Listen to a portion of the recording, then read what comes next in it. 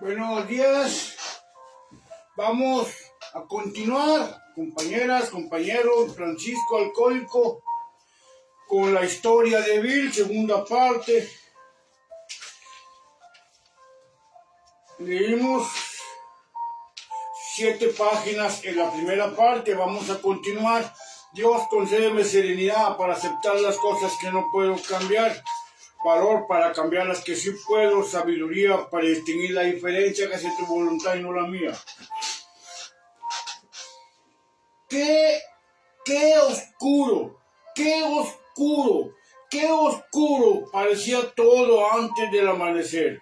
En realidad, eso era el principio de mi última borrachera. Pronto sería lanzado como una catapulta hacia lo que doy en llamar la cuarta dimensión de la existencia. Llegaría a saber lo que son la felicidad y la tranquilidad. Ser útil en un modo de vivir que va siendo más maravilloso a medida que transcurre el tiempo. Al finalizar aquel frío mes de noviembre, estaba sentado en la cocina de mi casa, bebiendo. Con cierta satisfacción pensé, tenía escondida suficiente ginebra para esa noche y el día siguiente. Mi esposa estaba en su trabajo. Dudé si me atrevía a esconder una botella cerca de la cabecera de la cama. La necesitaría antes del amanecer. Mis cavilaciones fueron interrumpidas por el timbre del teléfono. La alegre voz de un antiguo compañero de colegio me preguntaba, ¿podía ir a verme? Estaba sobrio. No podía recordar ninguna ocasión anterior en la que mi amigo hubiera llegado a Nueva York en esas condiciones. Me quedé sorprendido, pues se decía que lo habían internado por demencia alcohólica. Estaba hablando de Evie. ¿Cómo había logrado escapar? Sin preocuparme de su bienestar, solo pensé en revivir el espíritu de días pasados. Hubo una ocasión en que alquilamos un avión para completar la juerga. Su visita era un oasis en el desierto de la futilidad. La misma cosa, un oasis. Los bebedores son así. Se abrió la puerta. Ahí estaba él, fresco, el cutis radiante. Había algo en sus ojos. Era inexplicablemente diferente. ¿Qué era lo que le había sucedido? En la mesa le serví una copa. No la aceptó. Desilusionado, pero lleno de curiosidad, le preguntaba qué le había sucedido al individuo. No era el mismo. Cuando Dios llega a tu vida, nunca vas a volver a ser el mismo. Vamos, ¿de qué se trata?, le pregunté. Me miró a la cara con sencillez y sonriendo me contestó. Tengo religión.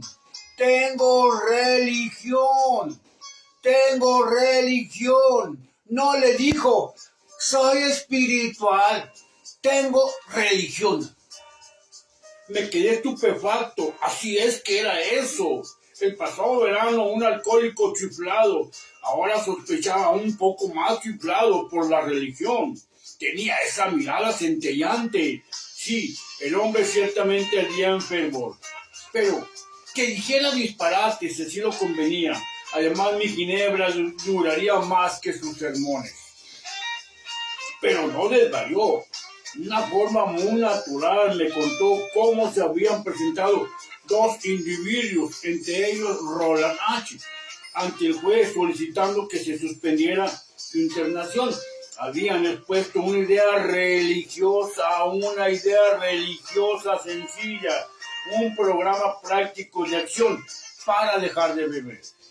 Hacía 2 meses que sucedía eso y el resultado era evidente. Surgió efecto. El programa de recuperación de Alcohólicos Anónimos surgió de la religión, que tanto odian muchos alcohólicos. Había ido a pasarme su experiencia, si yo quería aceptarla. Me sentía asustado, pero a la vez interesado. Tenía que estarlo, puesto que no había más remedio para mí. Estuvo horas hablando. Los recuerdos de la niñez acudieron a mi memoria. Me parecía estar sentado en la falda de la colina, como en aquellos tranquilos domingos oyendo la voz del ministro, Recordé la promesa del juramento de temperancia, que nunca firmé. El desprecio bonachón de mi abuelo para alguna gente de la iglesia y para sus actos. Su insistencia en que los astros realmente tienen su música y también su negación del derecho que tenía el ministro de decirle cómo interpretar las cosas. Su falta de temor al hablar de esto poco antes de morir. Estos recuerdos surgían del pasado. Su falta de temor al hablar de esto poco antes de morir. Estos recuerdos surgían del pasado. Me hacía sentir un nudo en la garganta. Recordé que el día en la pasada guerra en la catedral de Winchester siempre había creído en el poder superior a mí mismo. Muchas veces me había puesto a pensar en estas cosas. Yo no era ateo. Pocas personas lo son en realidad, porque esto significa tener una fe ciega en la extraña proposición de que este universo se originó en una cifra y que marcha a raudo sin destino. Mis héroes intelectuales, los químicos, astrónomos, hasta los evolucionistas sugerían que eran grandes leyes y fuerzas que operaban, a pesar de las indicaciones contrarias. Casi no tenía la duda de que había de por medio una fuerza y un ritmo poderoso. ¿Cómo podría haber leyes tan perfectas e inmutables sin que hubiera una inteligencia? Sencillamente tenía que creer en un espíritu del universo que no reconociera tiempo ni limitaciones, pero solo hasta aquí. De los clérigos y de las religiones del mundo, de eso precisamente era lo que yo me separaba. Como cuando me hablaban de un Dios personal que era amor, cuando me hablaban de un Dios personal que era amor, poder sobrehumano, dirección, me irritaba y la mente se cerraba a esta teoría. A Cristo le concedía la certeza de ser un gran hombre, no seguido muy de cerca por aquellos que lo reclamaban. Su enseñanza moral óptima había adoptado para mí lo que me parecía conveniente y muy difícil de los demás no hacía caso. En las guerras se habían librado los incendios, los embrollos que las disputas religiosas habían facilitado, me causaban repugnancia. Yo dudaba sinceramente de que haciendo un balance las religiones de la humanidad hubieran hecho algún bien.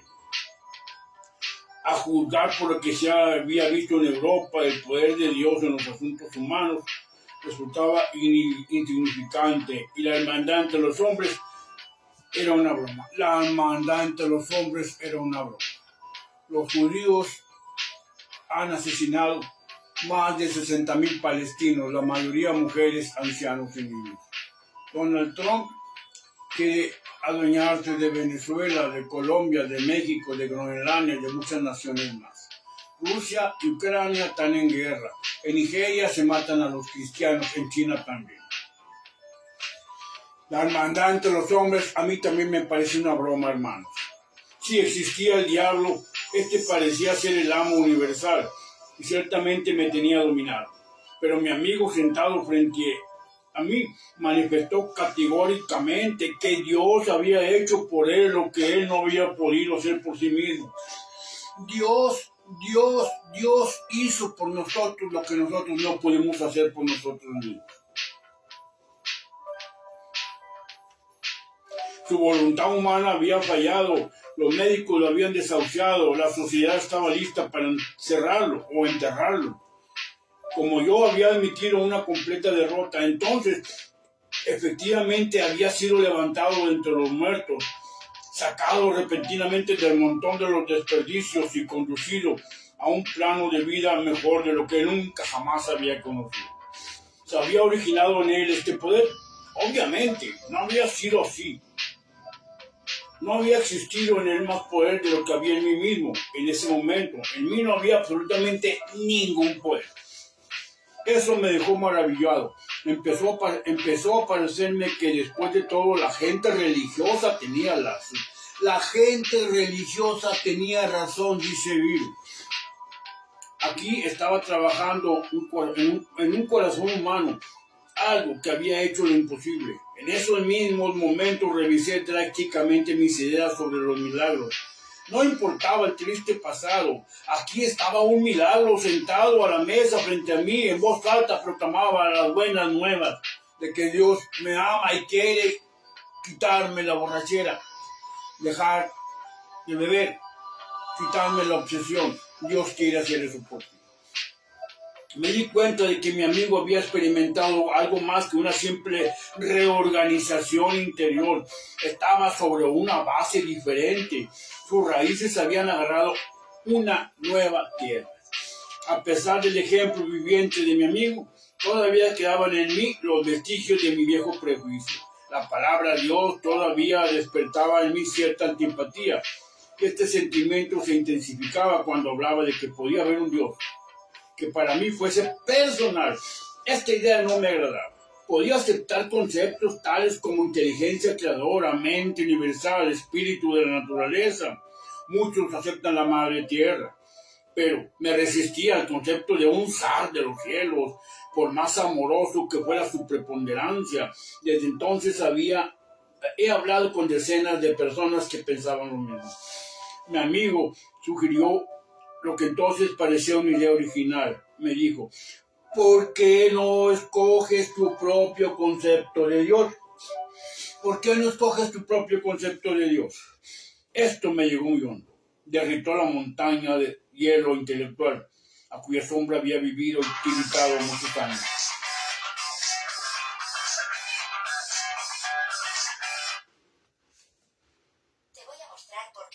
¿Podía yo edificar lo que veía en mi amigo? ¿Quería tenerlo? Claro que sí lo quería. Así me convencí de que Dios se preocupa por nosotros los humanos cuando a Él lo queremos lo suficiente. Al fin de mucho tiempo, sentí y creí. El velo del orgullo y el prejuicio cayó de mis ojos y un mundo nuevo estuvo a la vista. El verdadero significado de mi experiencia en la catedral se hizo evidente de golpe. Por un breve instante había necesitado y querido a Dios. Había tenido una humilde voluntad de que estuviera conmigo y Él vino. Pero su presencia fue borrada por los clamores mundanos, más aún por los que huían dentro de mí. Así había sido siempre. Qué ciego había estado yo y nosotros también habíamos estado ciegos. En el hospital me quitaron el alcohol por última vez. Se consideró indicado el tratamiento porque daba señales de delirium tremens. Ahí me ofrecí humildemente a Dios, tal como lo concebía. Entonces, para que se hiciera en mí su voluntad, me puse incondicionalmente a su cuidado y bajo su dirección. Por primera vez admití que por mí mismo no era nada, que sin Él estaba perdido. Sin ningún temor, encaré mis pecados y estuve dispuesto a que mi recién encontrado amigo los quitara de raíz. Desde entonces, no he vuelto a beber ni una sola copa. Bill W. no dejó de beber en Alcohólicos Anónimos y no necesitó un programa para dejar de beber. Él dejó de beber en la religión. Aquí lo dice claramente.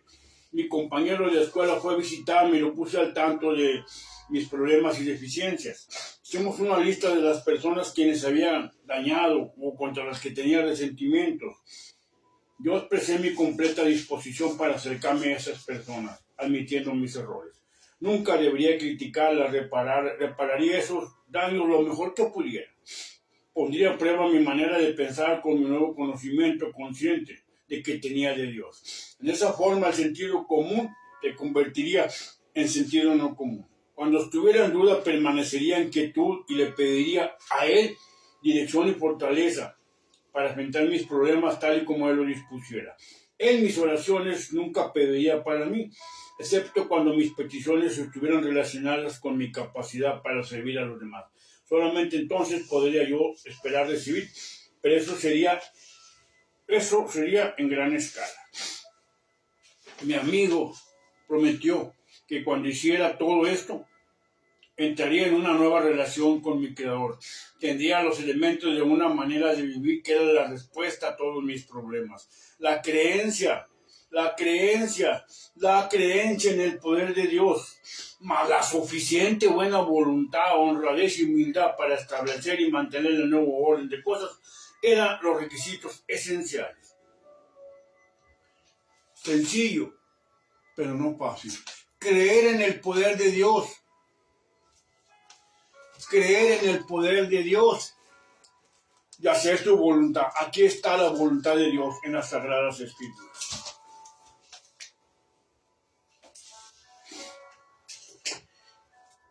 Sencillo, pero no fácil. Tenía que pagarse un precio. Significaba destrucción del egocentrismo en todas las cosas. Debería acudir al Padre de la luz que preside sobre todos nosotros. Estas eran proposiciones revolucionarias y drásticas, pero en el momento en que lo acepté, el efecto fue electrificante. Había un sentido de victoria seguido por una paz y una seguridad como nunca había conocido. Sentí que me levantaba como si respirara a plenitud en el aire puro de la cumbre de una montaña. Generalmente Dios llega a la mayoría de los hombres gradualmente, pero el impacto en mí fue cabalmente súbito y profundo. Finalmente moví la cabeza diciendo, le ha sucedido a usted algo que no comprendo, pero es mejor que se aferre a ello. Cualquier cosa es mejor que lo que tenía usted. Ese buen doctor ve ahora muchos hombres que han tenido tales experiencias, sabe que son reales. Mi amigo había hecho hincapié en la absoluta necesidad de demostrar estos principios en todos los actos de mi vida. Era particularmente imperioso trabajar con otros, como él lo había hecho conmigo. La fe sin obras está muerta. Un alcohólico con sus copas es un ser despreciable. Nuestra lucha con ellos puede ser fatigosa, cómica o trágica. Un infeliz se suicidó en mi casa. No podía o no quería darse cuenta de nuestra manera de vivir. Sin embargo, dentro de todo queda un amplio margen para divertirse. Me imagino que alguno pudiera escandalizarse ante esta banalidad y ligereza. Pero detrás de esto hay una gran seriedad.